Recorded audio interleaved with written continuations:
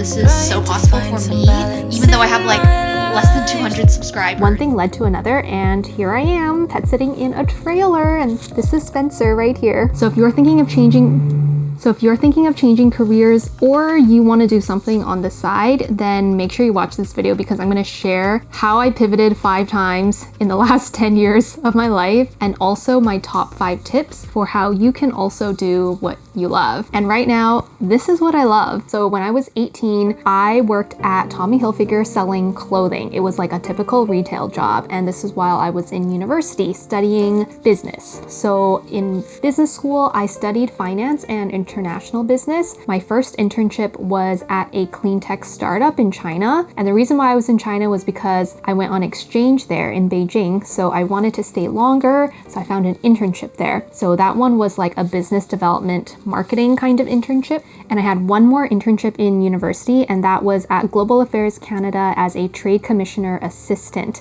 So this internship was actually really good, and this led me to work for the UK's Department for International Trade at the British Consulate in Vancouver after I graduated from university. So that was my first official, like, adult job out of university, and I worked there for 2 years, and it was really great. I traveled a lot and the work was great, but I always felt like there was something missing. So while I was working there, I started a side business selling cards and like doing calligraphy and teaching calligraphy workshops. I've actually made a couple of more in-depth videos of like how I quit my job and how it was, how I transitioned, and how I became a calligrapher, so you can check those out later after you watch this video. Don't click out. Basically, I had that calligraphy side business for about a year while I was working at the British Consulate, and then I made the decision to quit my job to go full-time into calligraphy and teaching calligraphy workshops. And it was really difficult at the time. Like, I had so many different struggles, like with money, with my time management, and like pressure from my parents to make money, and I didn't really know how to just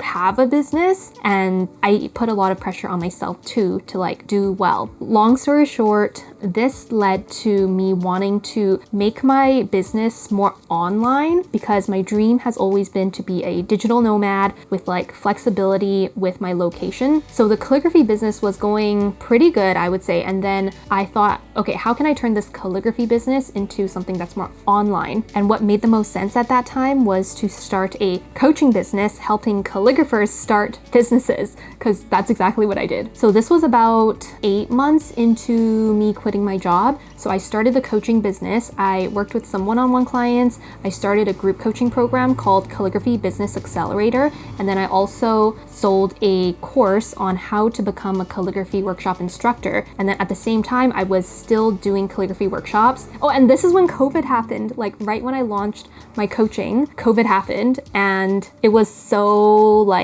stressful because I had no idea what was going to happen. But anyways, I made it through COVID. I kept up with the coaching and the calligraphy, and about 2 years into me quitting my job, which brings us to last year. Yeah, it's been 3 years since I quit my job right now, so 2 years into quitting my job would have been last year. I kind of felt like I wanted more. There was more to it than just the calligraphy and the coaching. And at that point, I had already started this YouTube channel. You can check out my first video on how I started a calligraphy business. It's super duper cringe, but that was 2 years ago when I started the YouTube channel. So I was already thinking, I don't know if I want to continue with calligraphy and the coaching anymore. I kind of want to do more. Like, I feel like I'm kind of stuck in this calligraphy world and I want to do more. And it was so hard to make this decision because I was able to replace my old salary with my business income. So I felt like if I was going to pivot, then I would kind of be losing everything and starting from scratch if I didn't want to continue with the coaching and the calligraphy anymore. So I struggled a lot with this decision for a couple of months, like thinking, should I stop with the coaching? Should I stop with the calligraphy? Or should I just do it part-time and then try to do something else? But in the end, I felt like my heart just wasn't in calligraphy and coaching like 100%. And at the same time, I was getting better with my YouTube, and I realized that that with YouTube, it's kind of what I've always wanted to do. I've always wanted to have a blog. And the reason why I wanted to have a blog and not a YouTube was because I didn't want to be in videos. A blog is more like I can be behind the screen and just like share my experiences and share my stories. But YouTube is pretty much the same thing, except that I'm just like in the video. So I was always like too shy to ever be in video. But the more I thought about, hey, I've always wanted to have a blog and to make passive income and to share my stories and share my experiences and help people. Well, isn't YouTube like the exact same thing? It's just a different format. And at that point, I had already been doing YouTube for like a year and I was getting better at it. I was like more comfortable in front of the camera. Around the same time, it was perfect timing because I read the book P.S. You're a Genius by Kelly Track. And it's basically a book about how you can use your genius, like find out what you're really meant to do and like using your talents and your skills and like what you love and like how do you actually do that in your career. So that book kind of confirmed that I wanted to go into content creation and more specifically grow this YouTube channel. So that's what I did. I announced on my Instagram that I would stop with calligraphy and coaching, but actually I still do it on the side. Like I'm still doing it. It's just like not the main thing I'm promoting anymore. So with me doing YouTube, I basically let go of like my main income streams, which is calligraphy workshops and coaching. So then I was thinking, this is great. I'm like doing what I love, but you know what? There's a lot of pressure and like it's really stressful because I'm not making money. So that's how I got the period underwear job. So the company is Isle and they make period underwear and reusable pads and also menstrual cups. So I'm working for them part-time and I discovered pet sitting. So I started pet sitting around 2 months ago. And so right now as I'm working on this YouTube channel, I'm also pet sitting and I have the Isle part-time job and that's kind of like how I have income. And then I am doing calligraphy on the side and also coaching, but those income streams are kind of small right now. Oh, and I got monetized like 3 months ago, so I am making money from YouTube. It's not a lot though, but it is something. I can buy 1 coffee every single day with the money. Don't move. So if you have any friends who are doing what you really want to do, then reach out to them. It's really easy. Just send them a message and be like, hey, I'm interested in this, that you're doing. I'm kind of interested in it too. Like, can we catch up over coffee? Super easy. And I'm sure they'll be really happy to catch up with you and help you out. If you don't have friends who are doing the thing that you want to do, then you can still surround yourself, but you can use blogs, you can use podcasts, books, and also following YouTubers who are doing what you want to do. By the way, subscribe to my channel if you are liking this video so far. I can recommend you a couple books to get started. So I really like the book P.S. You're a Genius and the book Ikigai. So these are great for everybody looking to go into like any kind of career. It's just, these are general books to help you out. And then if you want to start a business, then more businessy kinds of books that I would recommend are Chillpreneur and also the $100 Startup. So those are great to get you started. And then the next thing that you can do is to get a mentor or a coach, or you can like gather a group of friends to form kind of like a mini mastermind. So you can actually like work with someone on the thing that you want to do. That is probably the thing that's gonna help you the most. Books are great for just being inspired and learning more about like the field or the industry. Don't move.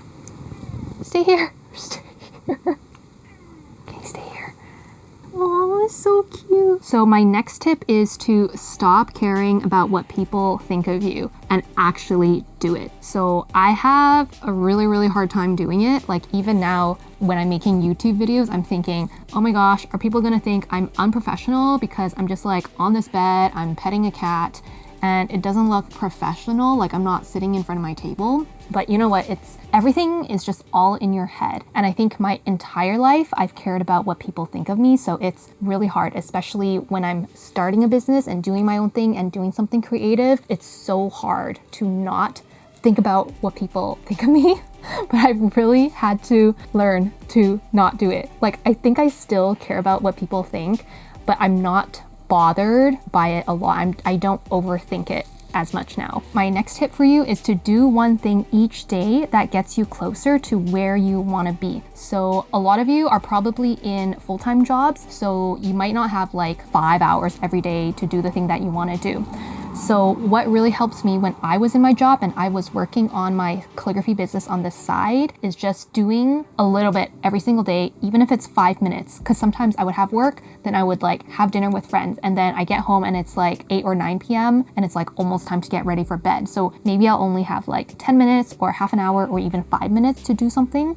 So I would just do one thing each day. Something you can do in 5 minutes is like read an article, or you can follow people on Instagram who are in your field who inspire you and watch, see what they're doing, or you can like write up an Instagram caption in 5 minutes. If you want to go a bit further, then you can like enroll in a class if it's helpful, like a physical class or like an online course, but don't enroll in too many courses and not actually do the stuff in the courses. I'm super guilty of that. I have a lot of courses that I haven't gone through. So if you're gonna enroll in a course, do it, but then actually execute on whatever it is. I just realized I didn't have autofocus for the entire video. My next tip is that it's never too late to start doing what you wanna do. So when I was coaching calligraphers on how to start a business, I had a couple of clients who were like almost retired or they were retired, and I was like, wow, like they're starting a business right now when they're like 50 or 60 or maybe even 70 years old. Like that is so cool. Like when I'm that age, if I want to do something, then I want to have that attitude and be like, yes, I can do that still. And my next tip is to be familiar with the be, do, have principle, which I explain in depth in my Behind in Life video. So I know a lot of you who are watching this, you're thinking maybe you want to pivot, maybe you want to change your career, but you might be behind in life. I think this video is going to be really helpful for you because I explain the right mindset that you should be in order to do the things that you want to do. So check it out here.